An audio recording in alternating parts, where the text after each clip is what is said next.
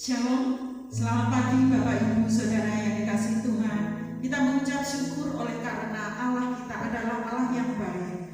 Mari kita akan berdoa terlebih dahulu sebelum kita menyembah kehadirat Tuhan. Bapa di surga, mengucap syukur Tuhan buat setiap kebaikan-Mu, buat setiap berkat-Mu, buat semua yang ada kepada diri kami, sehingga Engkau akan menyucikan setiap hati kami di dalam kami beribadah di hadapan-Mu. Engkau sucikan Tuhan, Engkau singkirkan kuasa jahat yang ada di sekitar kami, sehingga ibadah kami boleh layak berkenan di hadapan-Mu. Kami menyerahkan Tuhan anak-anak-Mu yang ambil bagian di dalam pelayanan. Kiranya Engkau akan berkarya di dalam setiap kehidupan kami, sehingga pelayanan kami boleh layak dan berkenan di hadapan-Mu. Kami menyerahkan pendeta agung yang akan menyampaikan kebenaran firman-Mu, senantiasa mengurapi hamba-Mu, sehingga kami boleh mendengarkan firman-Mu dan firman-Mu boleh menjadi layak dan berkenan, sehingga menjadi rema di dalam setiap kehidupan kami. Kami menyerahkan Tuhan acara ini dari Allah pertengahan hingga usai nanti ke tangan kuasa-Mu. Biarlah roh kuasa-Mu sendiri Tuhan yang ada di tengah-tengah kami, sehingga ibadah kami boleh berkenan dan layak di hadapan-Mu. Ampuni Tuhan sekalian dosa kelemahan kami. Dalam nama Tuhan Yesus kami sudah berdoa dan mengucap syukur. Haleluya. Amin. Mari kita datang kepada Tuhan.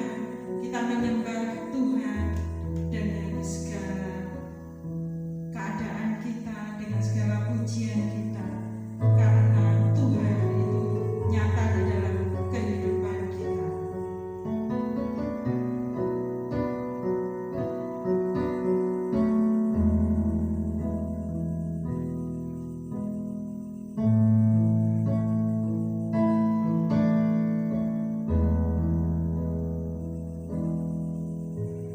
Sungguh besar setiamu, nyata di sepanjang hidupku. Darah-Mu telah layakkan kehidupanku.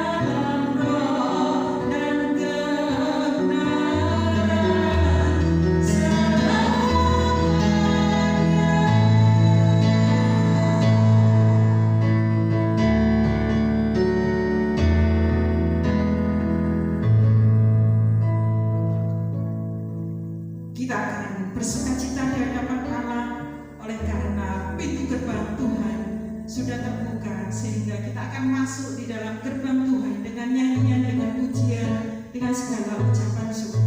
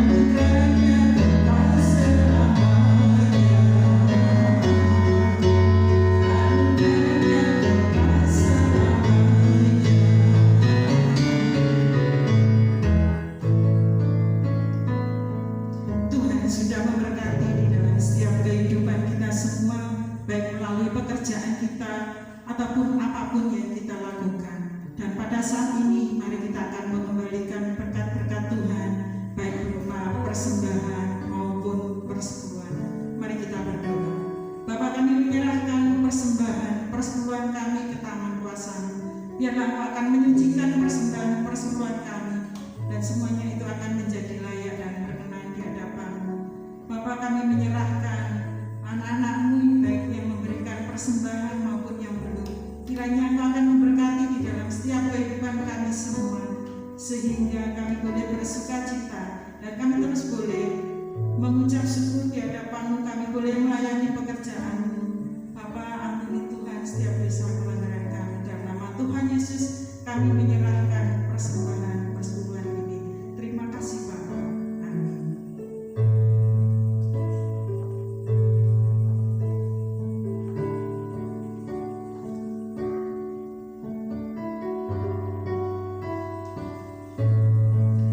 Ketika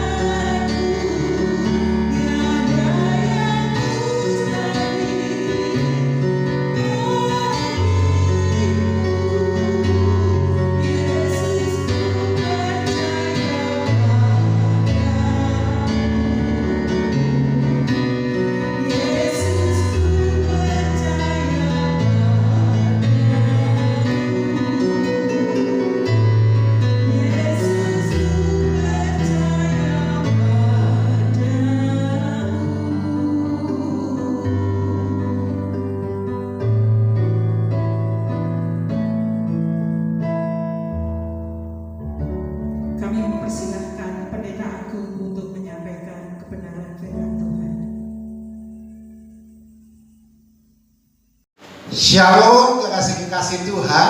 Jumpa lagi dengan saya Pendeta Agung Bowo Wasesa dalam ibadah minggu hari ini. Dan pada saat ini masih dalam suasana online, bahkan dalam suasana yang tidak bisa menyatu begitu, ibadahnya harus terpisah dikarenakan istri saya masih sakit. Dan untuk mengantisipasi hal yang tidak diinginkan, maka untuk pujian WL Singer dilakukan di tempat lain, tidak di dalam gereja. Namun semua itu tidak menghalangi kita untuk tetap beribadah. Amin. Dan kita tetap bisa merasakan berkat serta anugerah kasih rahmat Tuhan Yesus Kristus. Mari kita berdoa. Bapa, di dalam nama Tuhan Yesus Kristus, ya Roh Kudus, mengucap syukur kami kepadamu oleh karena kasih kebaikan Tuhan. Pada pagi hari ini kami boleh datang menghadap hadirat-Mu Tuhan. Kami membuka hati dan pikiran kami untuk menerima kebenaran firman-Mu pada saat ini. Oleh karena itu Tuhan, berfirmanlah kepada kami siap untuk menerimanya dan menjadikannya rema dalam kehidupan kami. Di dalam nama Tuhan Yesus Kristus, kami sambut berkat firman-Mu. Haleluya. Amin. Kekasih-kekasih Tuhan, masih dalam tema yang luar biasa, yaitu kebenaran yang memerdekakan. Ini bagian yang kedua dalam minggu kedua di bulan Agustus ini. Luar biasanya di bulan Agustus ini, seperti yang pernah saya sampaikan, yaitu identik dengan perayaan kemerdekaan dan lain sebagainya. Kalau kita kembali ke belakang, Indonesia ini luar biasa. Bersyukurlah Bapak Ibu Saudara memiliki tanah air yang bernama Indonesia. Indonesia ini begitu kaya raya, menjadi rebutan bangsa-bangsa. Ketika sekitar tahun 1400-an, begitu ya, itu sudah terjadi ajang perebutan, yaitu Indonesia penuh dengan rempah-rempah, menjadi penghasil rempah-rempah yang sangat dibutuhkan oleh bangsa-bangsa, baik itu negara-negara Eropa maupun negara-negara Timur Tengah dan perbatasan antara Asia dan juga Eropa, saling memperebutkannya, sehingga Indonesia ini menjadi anak emas atau kepulauan-kepulauan emas, di mana di Indonesia lah rempah-rempah itu sangat melimpah, dan itu menjadi perebutan. Ketika Portugis menjajah Indonesia, datang bangsa Spanyol, kemudian terjadi peperangan, kemudian terjadi lagi kedatangan tahun 1500-an, kedatangan bangsa Belanda. Bangsa Belanda akhirnya bisa mengalahkan Portugis dan Spanyol, menguasai wilayah Indonesia.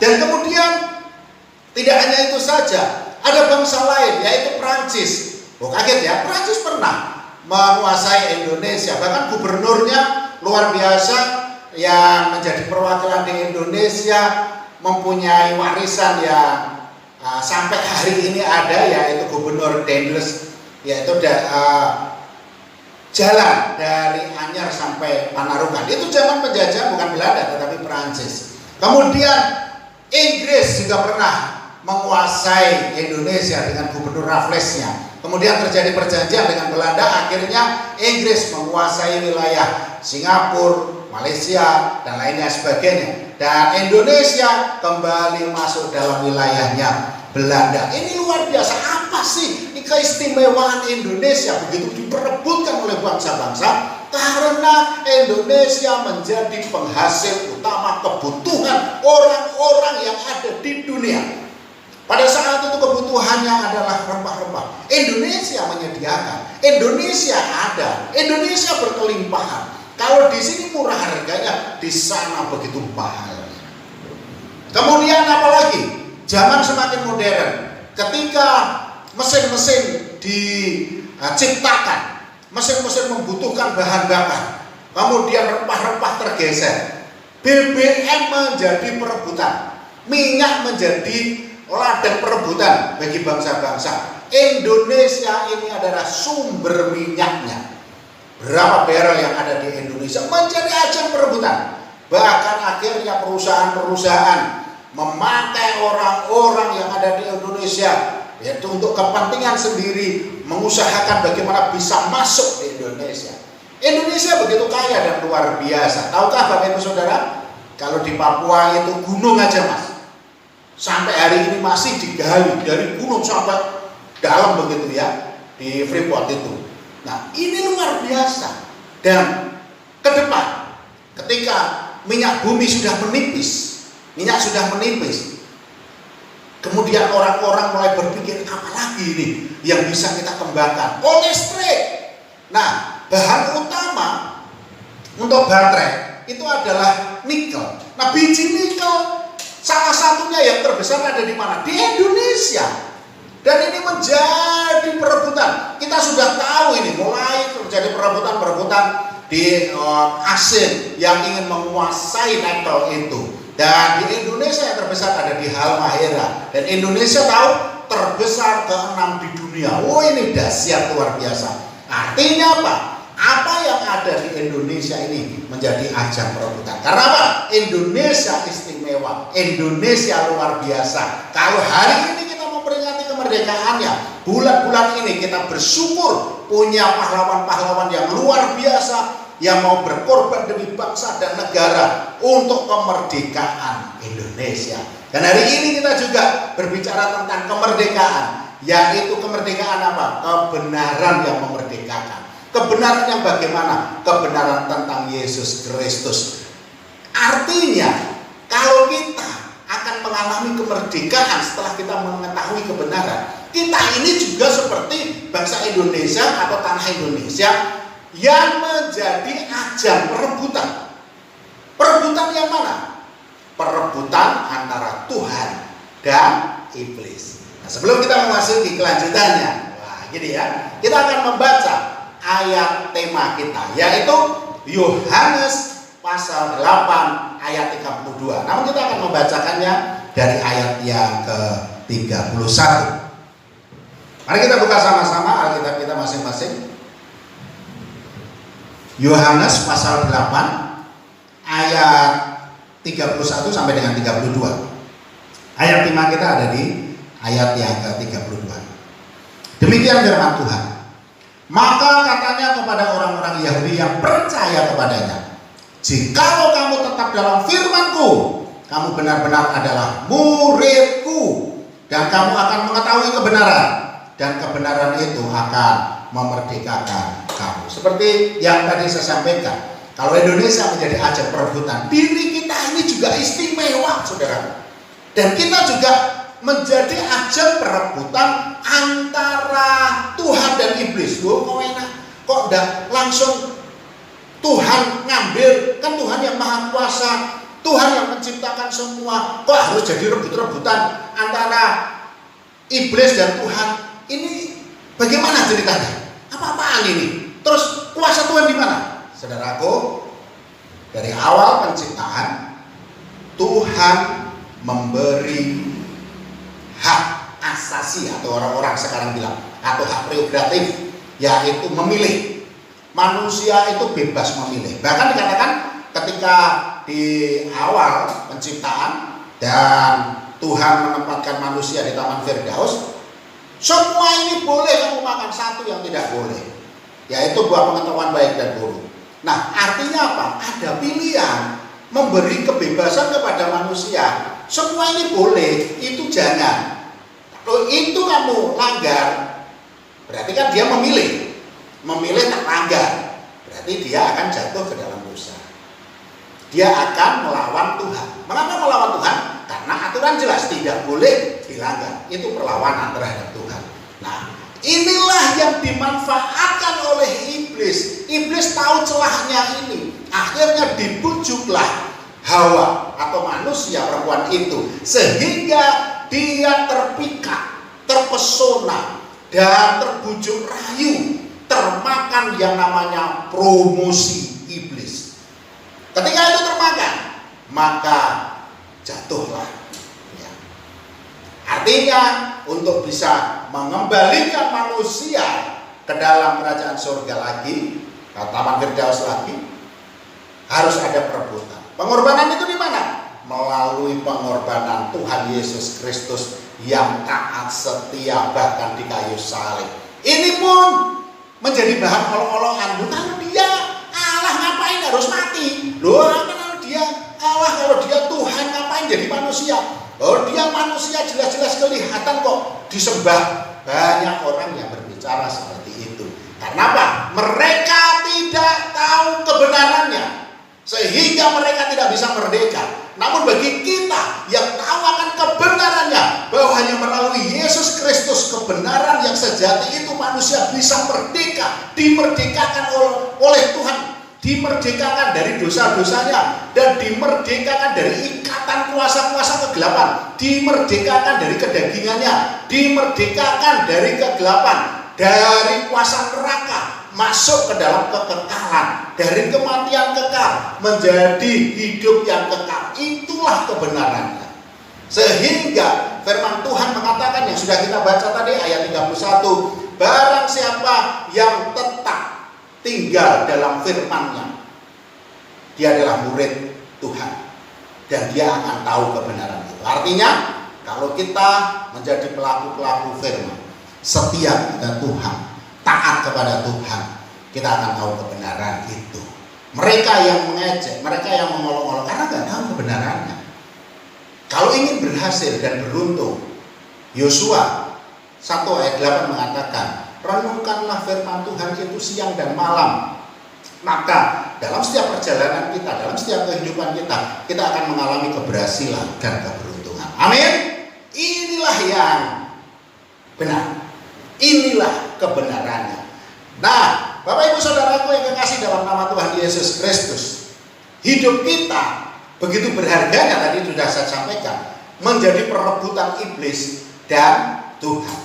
Tuhan menawarkan surga, Tuhan menawarkan kehidupan kekal, Tuhan menawarkan kehidupan yang penuh dengan sukacita dan damai sejahtera di dalam kehidupan di surga. Iblis juga menawarkan kehidupan di neraka yang mengalami kekekalan.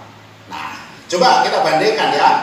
Surga itu adalah tempat Allah bersemayam yang disediakan Kristus bagi orang-orang yang percaya, yang diliputi sukacita abadi dan tidak ada dosa di dalamnya.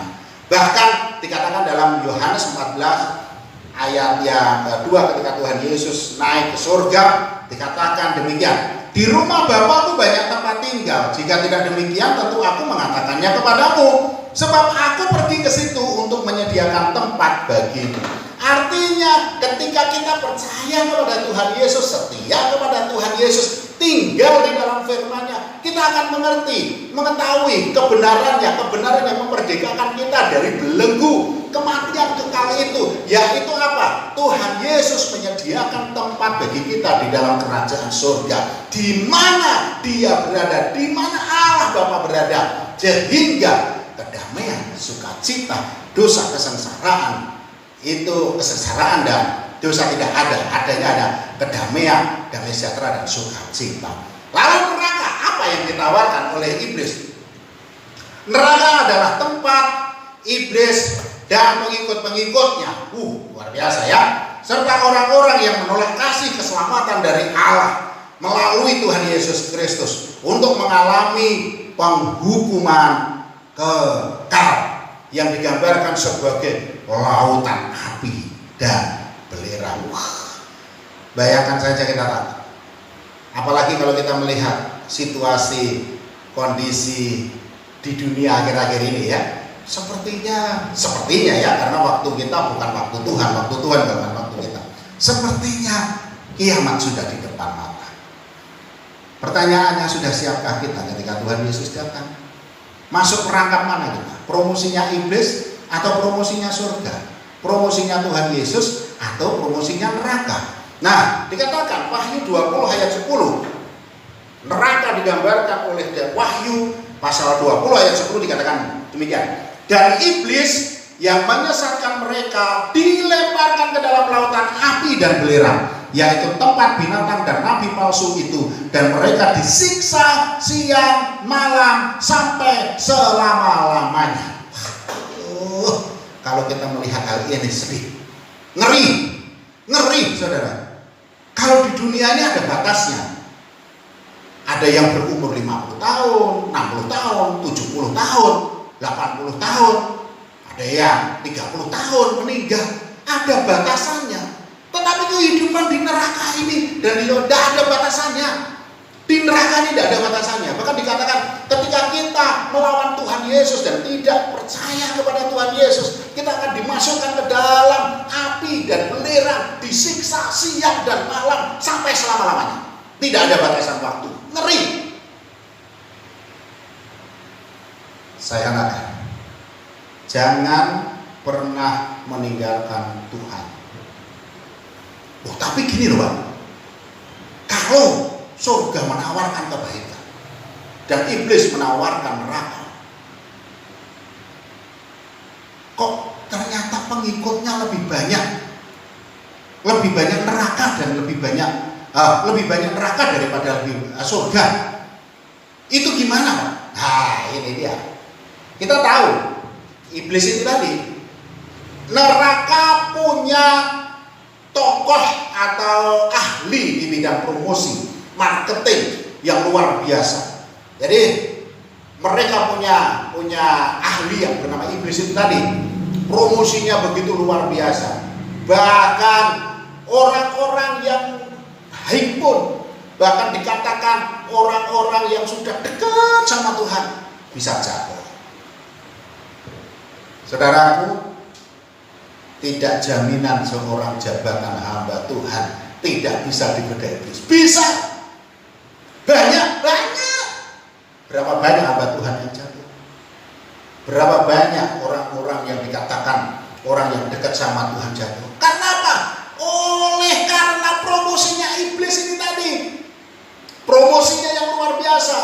Karena dia adalah penipu.